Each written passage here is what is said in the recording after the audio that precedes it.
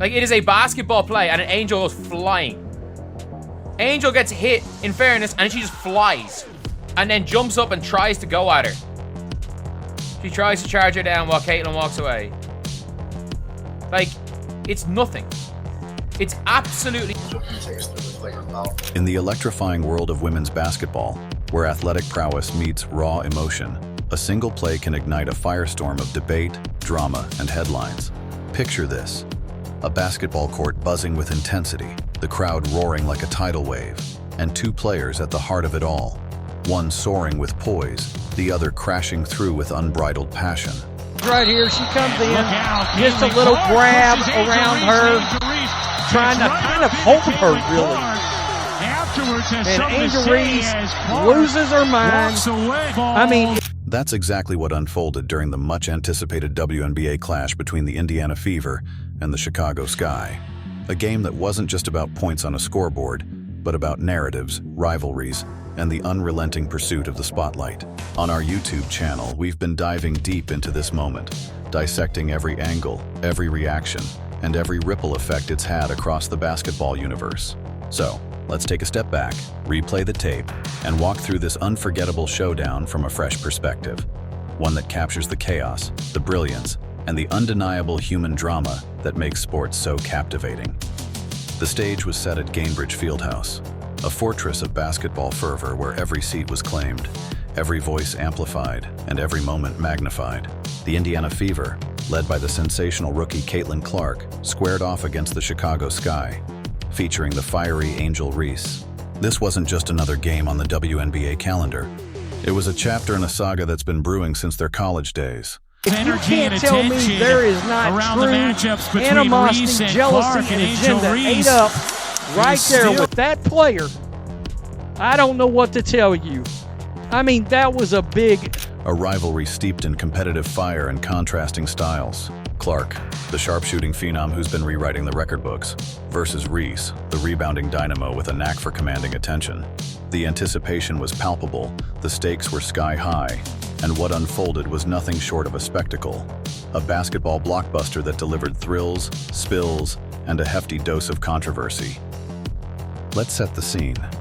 It's the third quarter, with the Fever dominating the Sky in a way that made you wonder if the scoreboard was malfunctioning. The final tally would read 93-58, a beatdown so decisive it felt like a demolition crew had taken over the court. Indiana was firing on all cylinders, with Clark orchestrating the offense like a maestro, dropping dimes, sinking threes, and pulling down rebounds with an effortless grace that belied her rookie status. Meanwhile, the Sky were struggling to keep pace, their shots clanging off the rim, their defense scrambling to contain the Fever's relentless attack. Amid this one-sided affair, a single play in the third quarter became the lightning rod for everything that followed. A moment that crystallized the tension between two players and sent shockwaves through the basketball world. Reese hates Caitlin Clark, and it's so obvious. You don't give this type of reaction for a common foul. That is a regular basketball foul. Caitlin Clark hit ball, but Angel Reese... Here's how it went down. With just over 4 minutes left in the third, Angel Reese, ever the warrior on the boards, snagged an offensive rebound. As she powered toward the basket, Caitlin Clark, playing textbook defense, executed what's known in basketball parlance as a take foul, a strategic move to halt an opponent's momentum and send them to the free throw line. Clark's arms reached for the ball, making contact with Reese in a way that was firm but hardly malicious. It was the kind of foul you see dozens of times in any competitive game, a calculated decision to trade 2 free throws for preventing an easy layup. But what happened next was anything but routine.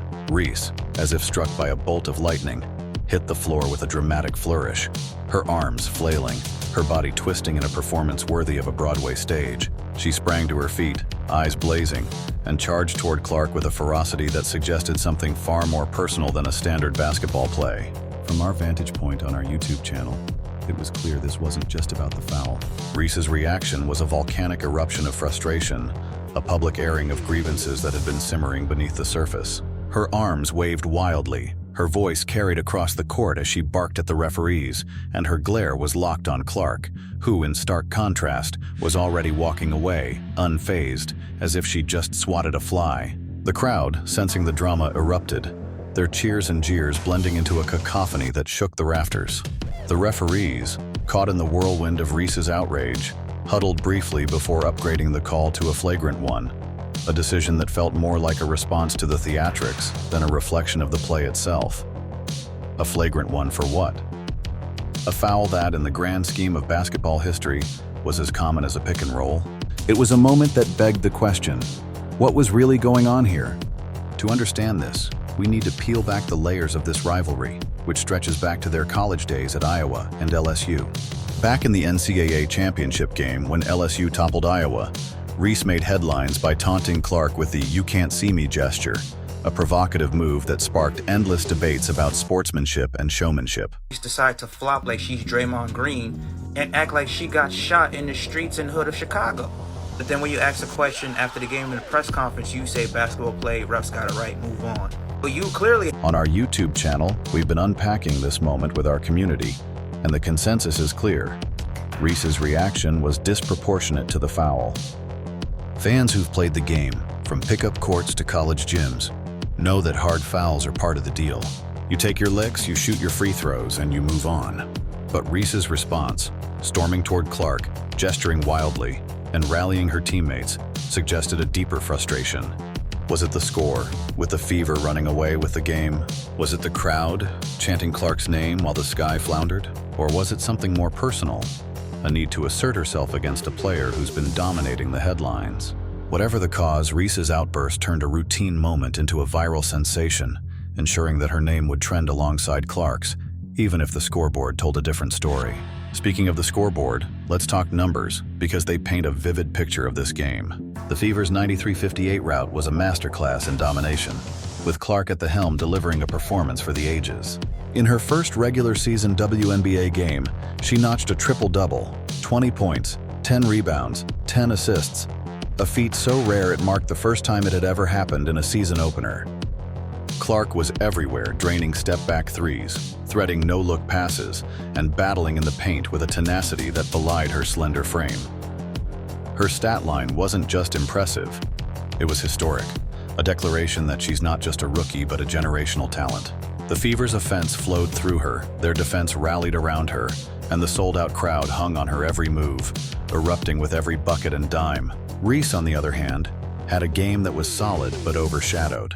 She finished with 12 points on 5 of 14 shooting, a 35.7% clip that reflected the Sky's struggles, and pulled down an impressive 17 rebounds. Those boards were a testament to her relentless energy, her ability to crash the glass and keep plays alive. But in a game where both teams were missing shots, those rebounds came in a context of chaos, not control. The Sky's offense was disjointed, their defense porous, and Reese's stat line, while respectable, paled in comparison to Clark's. Had a hard time moving on after that foul. And Caitlin Clark threw some shade at Angel Reese, rightfully so. That's just a good take foul. Either you let Angel get a wide open two-pointer, which I don't think she was going to make. Have you seen her layup package? Or you sent her to the... It's not that Reese played poorly. It's that Clark played transcendently, elevating her team to a level the Sky couldn't touch. And yet Reese's post-game narrative wasn't about the loss or Clark's brilliance. It was about the foul, the flagrant, and the moment she created. That post-game press conference was a study in contrasts. Clark, ever the professional, downplayed the incident with a calm that bordered on zen. It was just a basketball play, she said, her voice steady, her focus on the game rather than the drama. I wasn't trying to do anything malicious. That's not the type of player I am. Her words were a masterclass in restraint, a refusal to feed the controversy that Reese had ignited. She acknowledged the referee's discretion in calling the flagrant, shrugged, and moved on, her mind already on the next game. It was the kind of response that endears her to fans and frustrates her detractors, unbothered, unflappable, and undeniably in control.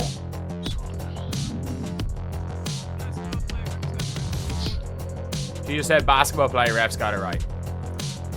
She could have, it could have been worded worse. It could have been worded worse. Reese, however, took a different tack. After all the theatrics on the court, the charging, the gesturing, the near confrontation, she struck a surprisingly measured tone in front of the microphones. Basketball play, she said, echoing Clark's words. Refs got it right. Let's not make it something it's not. It was a jarring shift, a pivot from the fiery competitor who'd turned a foul into a referendum on her rivalry with Clark. To some, it felt like damage control, an attempt to walk back the drama after realizing the cameras had captured every exaggerated gesture. To others, it was a sign of growth, a recognition that the narrative she'd crafted on the court wasn't serving her in the long run. Either way, it underscored the fundamental difference between the two players. Clark lets her game speak, while Reese ensures her voice is heard, whether through actions or words. On our YouTube channel, we've been diving into this dichotomy, exploring what it means for the WNBA and its future. Clark is a once-in-a-generation talent, a player who's not just raising the profile of women's basketball, but redefining it. Her ability to sell out arenas, draw record TV ratings, and inspire a new wave of fans is unmatched. She's the kind of star who transcends the sport, turning casual viewers into diehards and skeptics into believers. Her triple-double in this game wasn't just a stat line. It was a statement of intent, a promise that she's here to dominate, not just compete. Every pass, every shot, every hustle play is a building block in her legacy, and she's constructing it with a precision that's almost surgical. Reese, by contrast, is a different kind of force. Her game is built on grit, hustle, and an unrelenting drive to dominate the paint. And it was the same thing as she said, basketball play, when she clocked Caitlin Clark in the head. And again, I stand by this. I don't think Angel Reese last year intentionally smacked Caitlin Clark in the head, because at that stage in the year, Angel Reese had gone like 15 games without getting a single block. If Angel Reese tried to hit Caitlin Clark in the head, she